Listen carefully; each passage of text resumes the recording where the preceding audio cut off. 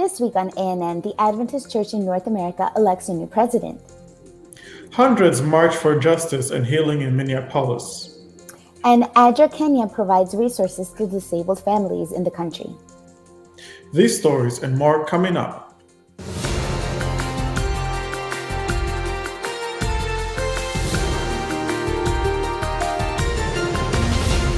Thank you so much for joining us this week. First in the news, the Executive Committee of the North American Division, or NAD, of the Seventh-day Adventist Church voted on July 7 to recommend the name of G. Alexander Bryant for the position of NAD President. Bryant's name was presented to the Executive Committee by the Nominating Committee, which met on July 6. The General Conference Executive Committee will meet virtually on July 9 to receive the recommendation and elect the new NAD President. The division's nominating committee is termed a standing committee appointed by the NAD Executive Committee in 2015. The nominating committee has recommended the names of individuals to the Executive Committee for votes during the past 5 years in order to fill division vacancies. Glendward Alexander, known as Alex Bryant, has most recently served as both Executive Secretary of the NAD and Associate Secretary of the GC, a position he's held since October 2008. Before coming to the division, Bryant served as the president of the Central States Conference in Kansas City, Kansas, for 11 years. On July 1, more than 200 in-person and online guests bid a fond farewell to former president of the North American Division, or NAD, Daniel R., and his wife, Donna, during a 2-hour celebration of their ministry and leadership. Each ministry, service, and entity of the division had the opportunity to share memories and messages for the Jacksons, who officially retired on July 1. Vice Presidents of the division, union presidents, and special guest General Conference President Ted N.C. Wilson and his wife Nancy also spoke at the event, which concluded with final thoughts from the Jacksons and a closing prayer by Ivan Williams, Sr., NAD Ministerial Association Director. Jackson made many contributions during his 10 years of service at the division, including the building up of the NAD Ministerial Association, multilingual ministries and stewardship department, the creation of a missional strategic plan, and the addition of the Guam Micronesia Mission, Oakwood University, Pacific Press Publishing Association, Advent Source, and Christian Record Services for the Blind. Jackson also oversaw the division moving to its own headquarters in Columbia, Maryland in 2017. During his time, record tithe came in annually. Almost 1,000 churches were planted, more than 300,000 people were baptized. Near the close of the celebratory event, union presidents, NAD officers, and others who worked especially close to the Jacksons shared their sentiments of appreciation via video. In his message, Bryant thanked Jackson for being a Christian role model. You've modeled leadership, but not only that, you have modeled Christianity and what it means to be a part of the body of Christ and to feel like a brother and a sister. You and Donna have always felt and will always feel like a part of my family, he said. We wish you Godspeed and God's blessings as you move to another phase of your life. You'll be missed and never forgotten. God bless you. For more information, visit nadadventist.org. On Saturday, June 20, hundreds of youth and young adults took to the streets of Minneapolis, Minnesota, with a cry for justice and healing, an outreach event aimed at rebuilding the city and regaining a sense of peace. The event, held in the aftermath of George Floyd's murder on May 25, was attended by more than 350 volunteers, 16 Adventist churches, and officials from the Lake Region, Central States, and Minnesota conferences. The day began on the steps of Minneapolis First Church, just 8 minutes from the scene where Floyd's life was taken. In lieu of a traditional Sabbath worship service, volunteers, most of whom were under age 35, dispersed to one of 7 outreach locations in Minneapolis. Each station had a unique mission tailored to the needs and demographics of the neighborhood. All offered supplies, lunches, prayers, and a place to submit ideas of ways churches can sustain aid after the media attention subsides and police brutality is no longer a trending topic. Participants regrouped for a peaceful march to the George Floyd Memorial located at the intersection of East 38th Street and Chicago Avenue. After 8 minutes and 46 seconds of silence to commemorate the length of time Floyd was pinned to the ground by the police officer, flowers were laid at the site and solemn prayers offered up for all victims of racism and police brutality. Organizer of the event and youth pastor for the Kenyan Community Church, Ezra Kenyanya, shared with Director for the Center of Youth Evangelism, Ron Whitehead, why he was inspired to plan this event. When we had all these unrest happen, a lot of young people were out there protesting already. And it showed that they have feelings, they have emotions, they're part of this. But the question is, where does my Christianity part come in? And so what I think is to give them a chance to be out there and speak to the world in a way that is different than the world is used. Not to stay silent, but to be there and speak and everything else. So that is why it's important. It helps build their faith. It helps build their all the knowledge, the theory they've always had, all the practical lessons they've learned in Pathfinder. You have a chance to be out there actually being able to take the church out of a building to the community. And that's the most powerful thing that I think I'm hearing from the young people. As the novel coronavirus pandemic continues to spread across Kenya, lockdowns, closure of schools, and cancellation of public meetings have caused immeasurable disruptions. Prior to COVID-19, people with disabilities lived in a world of isolation. Still, the effects of the health crisis have been keenly felt. Persons with disabilities in Kenya face immense barriers, not just in their business, but in accessing government services and relief assistance. The Adventist Development and Relief Agency, or ADRA in Kenya, has met with nearly 60 families who have family members struggling because of their disabilities. ADRA provided hygiene kits comprised of hand sanitizers, bar soap, medicated soap, and toilet paper to families with people who are disabled. Most of their caregivers lost jobs due to coronavirus. ADRA also did cash transfers to help them buy food, medication, and even pay their outstanding house rents. ADRA project manager in Kenya, John Uogo, said, "To these families, ADRA has been their hope in time of need.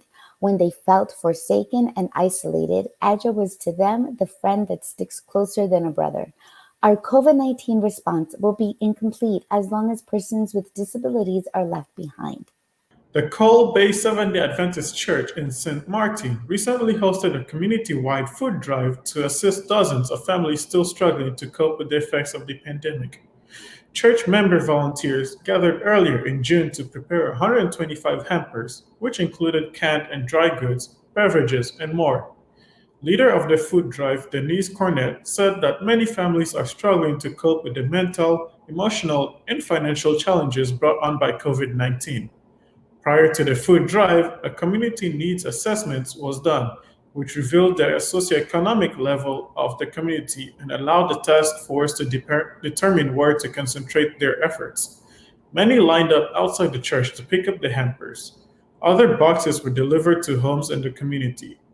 Pastor Virgil Sams, who leads the congregation, said that church members are always willing to take part in impacting the community in need. This was a compassionate response to a now hurting community which, during times of prosperity, consistently contributed in the church's annual in-gathering campaign, he said. The church collects donations from the community during an annual in-gathering campaign, which are in turn used in local communities for disaster relief and other humanitarian projects. At the end of the food drive, Sams thanked volunteers and contributors for their time and effort and encouraged them to keep giving. Local businesses were thanked for their discounts on the goods purchased to help dozens of families. The church also engaged in counseling, visiting the sick, and the elders in their homes or in hospitals, as well as nurturing community health. To date, 79.5 million people have been forced to live far from their homes, according to data released by the UN High Commissioner for Refugees. Ecuador has more than 69,000, the largest number of recognized refugees.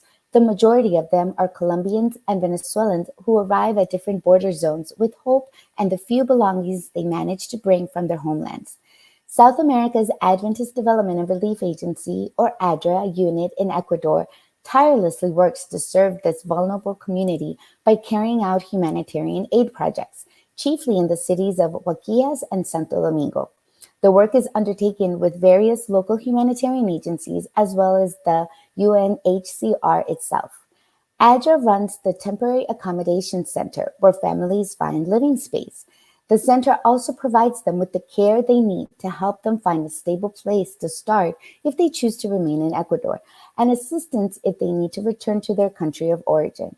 An average number of 200 people so far this year have received immediate help from ADRA Ecuador. A helping hand for vulnerable people is what ADRA has become in Ecuador, especially now in time of pandemic. The agency works on various humanitarian aid projects and highlights the importance of giving those who need it most a message of hope and compassion. Blending drama, music, and faith, a new video web series asks and answers the spiritual question of how Christian living applies to daily life. Recuadro, or Natural, is the latest addition to the Feliz 7 play programming catalog, an original production from the Adventist Church in South America's video aggregating platform. Set in an Adventist boarding school, it tells the journey of a musical group and its conductor. In the struggle to be recognized, they forgot spirituality and Christ. This is the first Brazilian web series to join music and Christian living in a dramatic context. The production also portrays the lives of two completely different characters who have just arrived at the boarding school. One of them is Rodrigo, former singer of a rock band, and Vivi, daughter of a very traditional pastor. As part of the musical group, everyone grows together in their personal and spiritual life, joining forces in the face of the difficulty. The recordings took place at the Adventist University Center of Sao Paulo and were attended by students and employees of the institution. Recuadro is also an initiative of the Adventist Church's youth ministry. The first episode aired July 3 on feliz7play.com. Coming up, the new strategic focus for Adventist Church was launched just last weekend. But what exactly is Reach the World, I Will Go? Find out right after the break.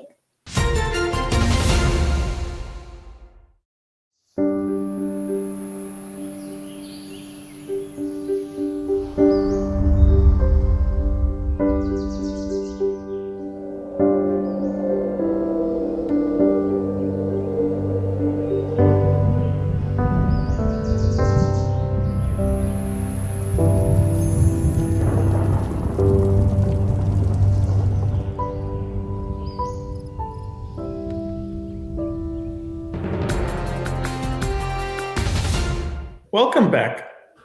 Over the weekend, the Seventh-day Adventist Church launched the new strategic focus for the next 5 years, Reach the World, I Will Go. The Friday night program included mission stories, music, and information about the new strategic plan, while Sabbath school lesson was taught by evangelist Mark Finley. The morning was capped off by a sermon by General Conference President Ted N.C. Wilson. As a continuation of the Reach the World strategic plan, I Will Go offers something for the whole church. It's a tool to help the church be more focused and effective in performing critical tasks. Reach the World, I Will Go is rooted in the Great Commission found in Matthew 28, which calls Jesus' followers to go and make disciples of all nations. The details of the plan reflect data collected from Adventist members through several research studies. This information identifies areas that can help us as Seventh-day Adventists grow spiritually and become more effective in our mission to the world. Want to know more about what Reach the World I Will Go is and how you can be involved? We created this video to help explain more.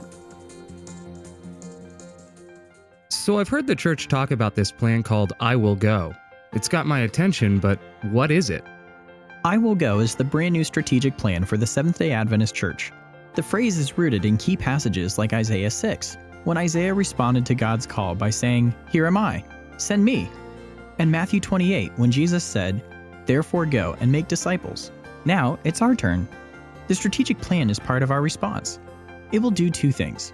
1, equip you with what you need to embrace your call to mission. And 2, provide you with indicators to track your progress as you respond, "Okay, Jesus, I will go." I think I'm following, but what is that mission? I'm glad you asked. Our mission as Adventists is to make disciples of Jesus Christ who live as His loving witnesses and proclaim to all people the everlasting gospel of the three angels' messages in preparation for His soon return. It is a big task, but no one has to do it alone. We have a massive support system of more than 21 million members in over 160,000 congregations throughout the world. Phew, that's a lot of members. Have we made progress? With that many, how could we not? But we're always open to improvement. I Will Go builds on the success of our previous strategic plan called Reach the World, where we set out to, Let me guess. Reach the world? what gave it away? Following Reach the World, the church evaluated the effectiveness of our different initiatives worldwide to gain valuable insights for the future. Basically, after years of work and research, we developed that evaluation system and transformed it into a strategy that will run from 2020 to 2025, which we're calling I Will Go. Okay, evaluation. Got it. What happens with those insights? Adventist church leaders create a plan and then what? Just tell the world what to do? Not at all. All that research will only be worthwhile if Adventists all around the world engage, collaborate, and innovate right where they are. I Will Go isn't about telling you what to do. It's about helping you follow through with what God has already placed on your heart. Every spiritual influencer needs support to be successful, and the church wants to provide that. Ooh, I like the idea of getting support. So how does it work? I Will Go is made up of 10 objectives that are divided into 3 areas of impact: mission, spiritual growth, and leadership. Each objective has its own key performance indicators, or KPIs for short. KPIs are measurable ways to help you determine whether or not you are achieving your current objective. There's no sign-up needed. They're there for you as you need them. Think of them like segments in a progress bar. Progress tracking sounds great, but what if I don't even know where to start? Don't worry. The KPIs also serve as a sort of brainstorming tool with examples to help you get started. Some KPIs are intended for those in church leadership roles. Others are intended for individuals like you and me. And the objectives can help you determine which KPIs to use. The great thing is, if the Holy Spirit inspires you to create something completely new that isn't on the list, yet accomplishes the mission, go for it. What about church initiatives we've already been doing? Does this mean that we'll replace them? Nope. Initiatives like digital evangelism or revival and reformation are actually methods of fulfilling the I Will Go plan. Take, for example, the TMI initiative. Too much information? No, total member involvement. Oh, I've heard of that. It's where all members of the Adventist Church are involved in some form of intentional mission. Yes, sir. TMI is just one way to fulfill the I Will Go plan because it seeks to involve everyone. I'd share more, but I don't want to give you too much information. I see what you did there. So basically, the I Will Go strategy helps Adventists like me create brand new initiatives and improve the initiatives that we already do. You got it. I Will Go is not some feel-good slogan for lukewarm members to comfortably observe mission from afar. If we're serious about completing the mission, we need to strategize. That's why we're urging all who bear the Adventist name to understand and embrace the I Will Go strategic plan, from the areas of impact down to the KPIs. We may talk the talk, but the I Will Go plan translates our mission into tangible, realistic goals in order to walk the walk. By applying them, we can ensure we practice what we preach. I think I get it now. This is a rallying cry for Adventists everywhere to fully embrace the calling God has placed on them. Jesus commanded, "Therefore go and make disciples of all nations." And this is our opportunity to say, "I will go." Whenever the Holy Spirit inspires you with ideas for how you and your local church can make an impact, we challenge you to respond, "I will go."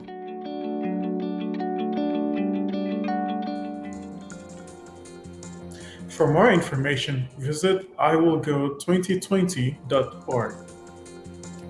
Coming up, David Trim is here to share what happened this week in Adventist history. But up next, find out how a health seminar saved one family in Nigeria. We may look, pray, read, think, worship, sing, and share differently, but we all look forward to the Sabbath. And we all look forward to the future when Jesus will come again. With this message in mind, we arrived at a core component for a new identity system: the creation grid, a simple 7-column structure for layout. The grid is a reference both to the prophetic timeline as well as to the creation week that culminated in the 7th-day Sabbath. Regardless of what or where you are designing, you can always find information to help you communicate that we are all Seventh-day Adventists. Welcome back. Iorina and his wife could not figure out what was making them so sick. Then he discovered the silent killer that was slowly taking away their health right in their kitchen. Adventist Mission has more. There was a silent killer in Yorina's home. Our family was eventually dying because of our kitchen, because what was produced from the kitchen was not healthy to the body. It was slowly sapping the life and health of his family. Yorina and his wife got sick. Yorina was feeling worse every day. He felt so sick that he thought about committing suicide. That was until he discovered the silent killer that was slowly taking away their health. The type of food we were using was already damaged food, overcooked and all that. When I came across one Seventh-day Adventist evangelist and I read through some of his literatures, I discovered that I was living a very wrong life. A ray of hope came when Yorina learned of a health seminar organized by the nearby Adventist church. He asked his wife to go since he was feeling very sick. After the meeting, Yorina's wife came home, equipped with newfound knowledge. As she made me feeling bad, she started applying water therapy on me. Straight. What she learned there, she never had idea about that ever. She applied the water therapy, cold and hot water on me, covering me, and before you know, I was sweating. We started having a new lifestyle. The lessons from the health seminar had a tremendous impact on Yorina and his wife. Their yard, which was once full of chickens, is now empty. In its place, Yorina planted different types of medicinal and health-giving plants like moringa and aloe vera. The plants are all around their house. They also take advantage of fresh fruits and vegetables, which are abundant in Nigeria. Yorina is now living a healthy and happy life. He and his wife are ambassadors of the health message, teaching what they learn to anyone they can. They started building a small space in front of their house where they can teach people about health and the Bible. They've also used to start a small Bible study group.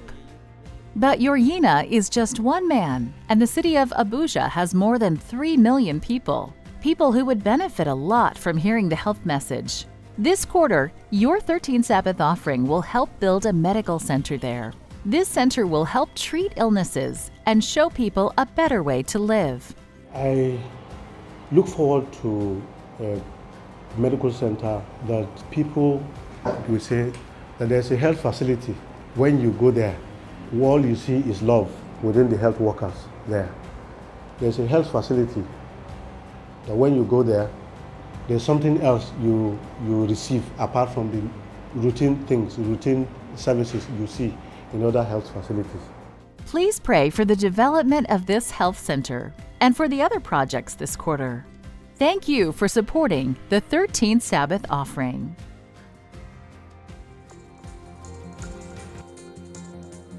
Watch this and other mission stories online by visiting AdventistMission.org.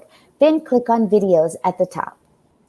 And finally, for today's episode, let's turn to David Trim for a look at Adventist history. For some of this week, 35 years ago, the 54th General Conference session was meeting in New Orleans.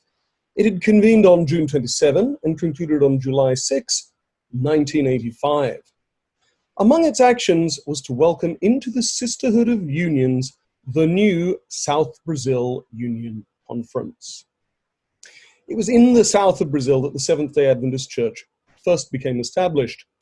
Here you see one of the first Adventist church buildings in Gaspa Alto in Santa Catarina province. The photograph shows visitors in the 1960s. The first union organization for the country of Brazil, the Brazil Union Conference, was founded in 1911. During 1918 and 19, a reorganization took place with two new unions created, and the old Brazil Union was renamed the South Brazil Union Conference. Starting with some 40 local churches and 3,000 members, by 1940, there were 57 local churches with 8,745 members. In the years following World War II, there was explosive growth in Brazil, much of which was still overseen by the South Brazil Union Conference. As a result, by the early 1980s, there were 180,000 church members meeting in almost 600 local churches, spanning well over 1 million square kilometers. It was just too big for any one union, and so the decision was taken to divide it into Central Brazil and South Brazil Union conferences. But the Central Brazil Union kept the old headquarters, and so the South Brazil Union built a new headquarters building, which you see here in a photo taken at its opening ceremony. Now, as the Adventist Church in Brazil has continued to grow, parts of the union have been moved into new union conferences, but the South Brazil Union Conference continues to share the gospel and the third angel's message. Here you see a new headquarters opened in 2015. The latest statistics show 173,000 church members worshiping in 2,100 congregations. Now, all of this comes from the article on the South Brazil Union Conference in the Encyclopedia of Seventh-day Adventists online.